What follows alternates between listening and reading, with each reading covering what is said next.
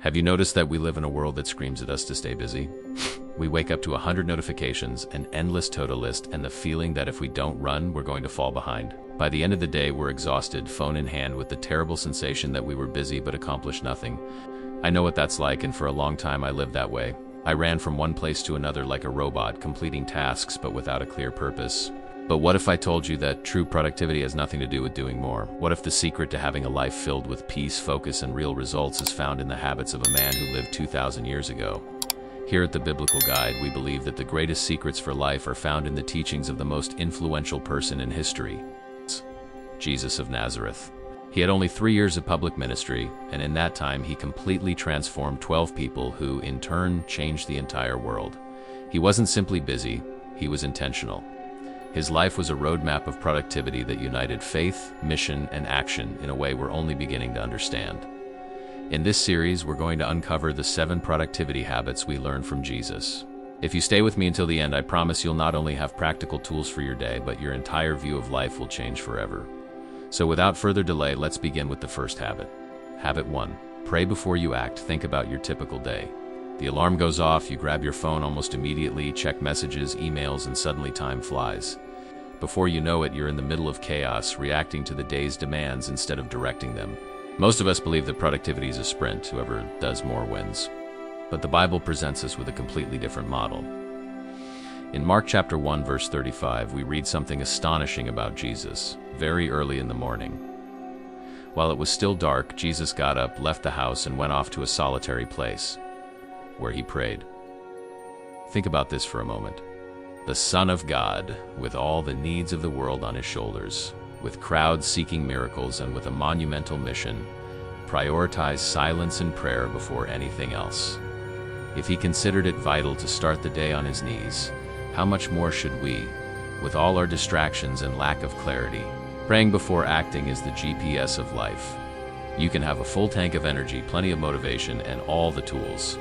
But if you don't have a clear destination, you're just going to drive in circles. Prayer is that compass that aligns you with what is truly important. It gives you an eternal perspective. It helps you separate the noise of the urgent from the voice of the eternal. True productivity isn't doing more things, it's doing the right things. And prayer gives you that wisdom. So I challenge you to something. Tomorrow, before opening your phone, before checking your emails or social media, invest 10 minutes in silence. Ask God, what is the most important thing you want me to do today? That simple habit can save you hours of wasted effort and will fill you with a peace that is priceless. Habit 2. Prioritize what's essential. Have you ever finished a day feeling like you were busy but didn't advance in anything that filled your soul? It happens to all of us. Now, the problem is that we live without priorities, and when everything is important, nothing really is. Jesus understood this perfectly. His life was an example of radical focus. In Luke chapter 4, verse 43, he said, "I must proclaim the good news of the kingdom of God to the other towns also, because that is why I was sent." Notice the boldness of this statement. There were crowds of people with urgent needs around him, sick people, hungry people, seeking miracles. He could have stayed there pleasing everyone, but he didn't. He had a clear mission. He knew what he had been sent to do. From a productivity perspective, this is a game changer. Most people live putting out fires, responding to emails, taking unexpected calls, solving emergencies. But Jesus teaches us that true productivity isn't reacting to the urgent. It's moving forward with purpose. Prioritizing is the ability to choose the best over the good. Think about your list of 10 tasks. If I'm honest with you, probably only 1 or 2 of them are really going to make a difference in your life, your business, or your mission. The secret is identifying those 2 and putting them first. An incredibly practical tool is the famous 80-20 rule. 20% of your actions generate 80% of your results. Imagine the power you would have if you asked yourself this simple question every morning. What is that 20% I must do today to get closer to my purpose? When you start living like this, the feeling of exhaustion will disappear and be replaced by a sense of unstoppable focus. Habit 3. Delegate responsibilities. Have you ever felt that if you don't do it yourself, no one will do it right? That's a thought that traps many of us, but in reality, it's a silent enemy of our productivity. When you try to do everything, you end up tired, frustrated, and with results that don't meet your expectations. Jesus showed us a different path. In Luke chapter 9, verses 1 and 2, we read, "When Jesus had called the 12 together, he gave them power and authority to drive out all demons and to cure diseases. And he sent them out to proclaim the kingdom of God and to heal the sick." Jesus didn't do everything alone. He prepared others, entrusted them with part of his mission, and let them act. From a productivity perspective, this is a revelation. Delegating isn't losing control, it's multiplying your impact. Jesus understood that for the message of the kingdom to reach further, he needed to raise up others who would continue his work. The result was incredible. What began with him spread to millions of people throughout the centuries. In today's world, delegating means trusting your team, teaching what you know, and giving others the space to grow and take initiative.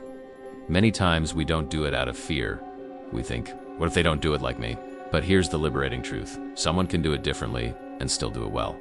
When you teach others, you not only free up your schedule, but you also develop leaders. Think about your own life. What things are you carrying that you could share? Maybe at your work, in your home, or in your community. Delegating isn't a sign of weakness, it's a sign of vision. Jesus was clear that the future of his mission didn't depend on him alone, but on empowering others. If you want to be truly productive, learn to let go. Train, guide, and trust, because when you delegate, you don't lose power, you multiply it. Habit 4. Have moments of rest. Here's the secret that we're always busy. Culture doesn't want you to know. Productivity isn't always about doing more, but about knowing when to stop. Rest isn't a luxury. It's a strategic part of your growth. Jesus understood this so well that in the midst of teaching crowds and performing miracles, he took breaks.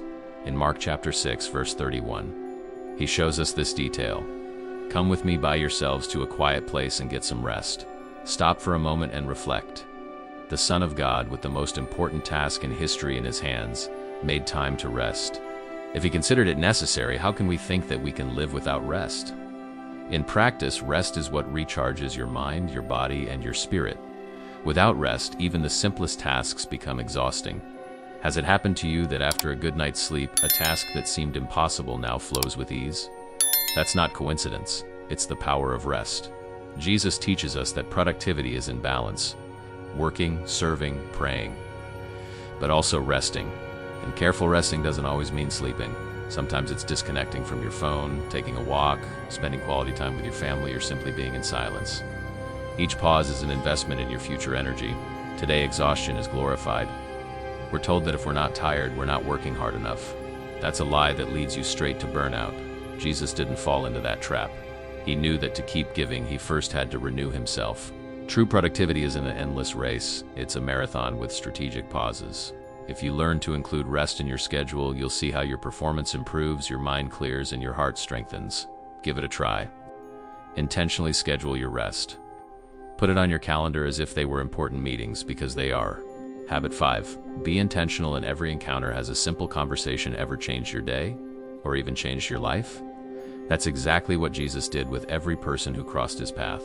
He transformed the ordinary into something meaningful. A powerful example is his encounter with the Samaritan woman in John chapter 4.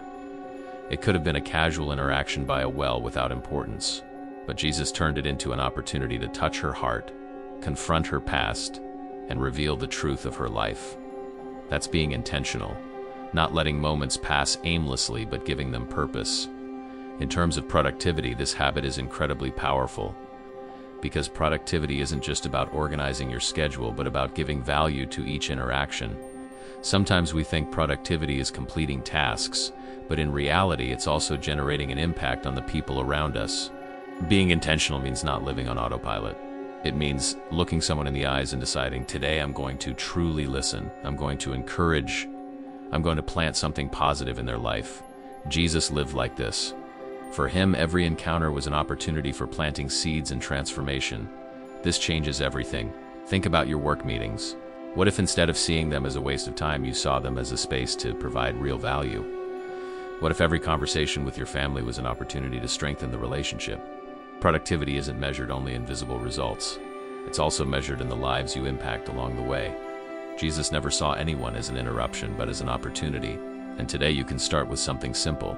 The next time you talk to someone, put away your phone, look them in the eyes, and ask yourself, what can I contribute to this person in this moment?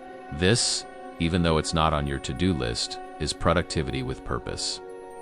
Habit 6. Live with simplicity. Complexity is the enemy of productivity. The more things you accumulate, the more noise is generated in your mind, and the less clarity you have to move forward. Jesus lived with a radical simplicity that kept him focused on what was essential. In Matthew chapter 8, verse 20, he said, "Foxes have dens and birds have nests, but the Son of Man has no place to lay his head." He didn't say it to evoke pity, but to teach that his life wasn't tied to possessions. His mission was bigger than any luxury. Think about this. How much time and energy do we waste caring for, paying for, and worrying about things we don't really need? Productivity isn't about having more tools, more apps, or more things. It's about removing what gets in the way so we can focus on what truly matters. Jesus shows us that living with simplicity isn't living with lack. It's living with a clear purpose. Every time you say no to a material or emotional distraction, you're saying yes to what brings you closer to your mission. Less weight, more speed. Look at it this way. Your life is like a backpack. If you fill it with unnecessary things, walking becomes exhausting. But if you lighten it, you move forward with freedom and can cover more distance. Jesus traveled light not because he couldn't have more, but because he chose to focus on what was essential. In a world that screams consume more, do more, have more, true productivity is in learning to let go. When you learn to simplify, you don't lose anything. You gain clarity, time, and an energy you didn't know you had. Habit 7. Connect work with purpose. A man got up every day, went to his job, completed his tasks, and returned home. Years later, when he looked back, he realized he had spent much of his life busy but not fulfilled. What he lacked wasn't effort but purpose. Jesus never fell into that trap.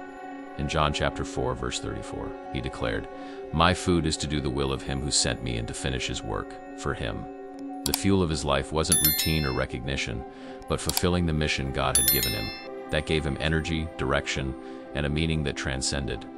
From a productivity perspective, this is the most important thing of all. It's not enough to work hard, you have to work with purpose.